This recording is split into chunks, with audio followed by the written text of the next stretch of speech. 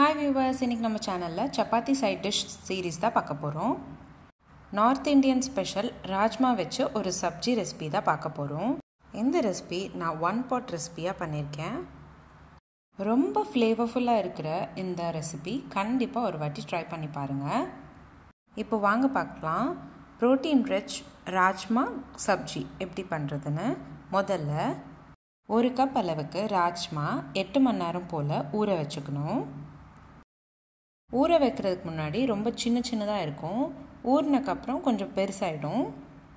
அதனால் உங்களுக்கு எவ்வளோ தேவையோ அதுக்கேற்ற மாதிரி நீங்கள் சேர்த்துக்கோங்க. நான் இன்றைக்கி 4 பேர் தாராளமாக சாப்பிடக்கூடிய அளவு தான் நான் உங்களுக்கு காமிக்கிறேன். உங்களுக்கு எவ்வளோ தேவையோ அதுக்கேற்ற மாதிரி அளவு கம்மியாகவோ அதிகமாகவோ சேர்த்துக்கோங்க. இப்போது குக்கரில் ஊற வச்ச ராஜ்மா 1 கப் சேர்த்துக்கோங்க. உங்களோட டெய்லி ஃபுட்ஸில் ப்ரோட்டீன்ஸ் எப்படி சேர்த்துக்கிறது அப்படின்னு யோசிக்கிறப்போ இந்த ரெசிபி ஒரு வாட்டி கண்டிப்பாக ட்ரை பண்ணி பாருங்கள். அடுத்ததாக 2 பெரிய சைஸ் வெங்காயம் நல்லா பொடிசாக கட் பண்ணிவிட்டு ஆட் பண்ணிக்கோங்க. அடுத்ததாக 3 பெரிய சைஸ் தக்காளி நல்லா பொடிசாக கட் பண்ணிவிட்டு அதையும் கூடவே சேர்த்துக்கோங்க. அடுத்ததாக 1 பச்சை மிளகா கீறிட்டு சேர்த்துக்கோங்க. அடுத்ததாக 3/4 ஸ்பூன் அளவுக்கு உப்பு சேர்த்துக்கோங்க.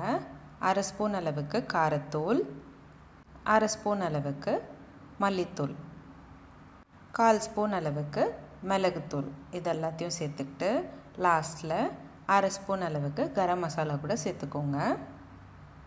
நம்மளோட சப்ஜிக்கு ஃப்ளேவர் என்ஹான்ஸ் பண்ணுறதுக்காக பட்டை, கிராம்பு, ஏலக்காய், பிரியாணி இலை இது எல்லாத்தையும் சேர்த்துக்கிட்டு 2 ஸ்பூன் அளவுக்கு எண்ணெயும் லாஸ்ட்டில் சேர்த்துக்கோங்க.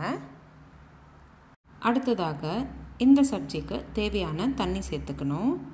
3 கப் அளவுக்கு தண்ணி சேர்த்துக்கணும். இன்றைக்கி நான் 1 கப் அளவுக்கு ராஜ்மா எடுத்துக்கிட்டதுனால 3 கப் அளவுக்கு தண்ணி சேர்த்துக்கிறேன். தண்ணி சேர்த்தக்கப்புறம் ஒரு வாட்டி நல்லா கலந்து விட்டுக்கோங்க. மூடி போட்டு 7லேருந்து 8 விசில்ஸ் போல் வேக வச்சுக்கணும். 15 நிமிஷம் போல் ஆகும் ராஜ்மா வேகிறதுக்கு. ராஜ்மா வெந்தக்கப்புறம் இந்த மாதிரி லேசாக மத்தில் ஒரு வாட்டி அழுத்தம் கொடுத்து ஸ்மாஷ் பண்ணிக்கோங்க. இந்த மாதிரி பண்ணுறதுனால சப்ஜி நல்லா திக்காக இருக்கும். அடுத்ததாக 1 ஸ்பூன் அளவுக்கு கசூரி மேத்தி, கை அளவுக்கு கொத்தமல்லி சேர்த்துக்கிட்டு நல்லா கலந்து விட்டுட்டு 2 நிமிஷம் போல் கொதிக்க விடுங்க. அவ்வளோதான். சிம்பிள் அண்ட் ஈஸியான அதே சமயம் protein rich healthy rajma sabzi ready ஆயிடுச்சு. இந்த ரெசிபி சப்பாத்திக்கு மட்டும் இல்லாமல் ரைஸ்க்கு கூட ரொம்பவே நல்லா இருக்கும். லஞ்ச் பாக்ஸ் கூட ஒரு நல்ல ரெசிபியாக இருக்கும். உங்கள் வீட்டில் பசங்களும் சாப்பிட்ற மாதிரி இருந்தால் அதுக்கேற்ற மாதிரி காரம் சேர்த்துக்கோங்க. உங்களோட டெய்லி டயட்டில் ப்ரோட்டீன்ஸ் விதவிதமாக சேர்த்துக்கணும் அப்படின்னு நினச்சிங்கன்னா என்னோடய சேனலில் நிறைய ரெசிபீஸ் ப்ரோட்டீன் ரிலேட்டடாக நான் போஸ்ட் பண்ணியிருக்கேன். லிங்க்ஸ் எல்லாமே உங்களுக்கு டிஸ்கிரிப்ஷன் பாக்ஸில் ஷேர் பண்ணுறேன். உங்களுக்கு இந்த ரெசிபி பிடிச்சிருந்தா லைக் பண்ணுங்கள், ஷேர் பண்ணுங்கள்.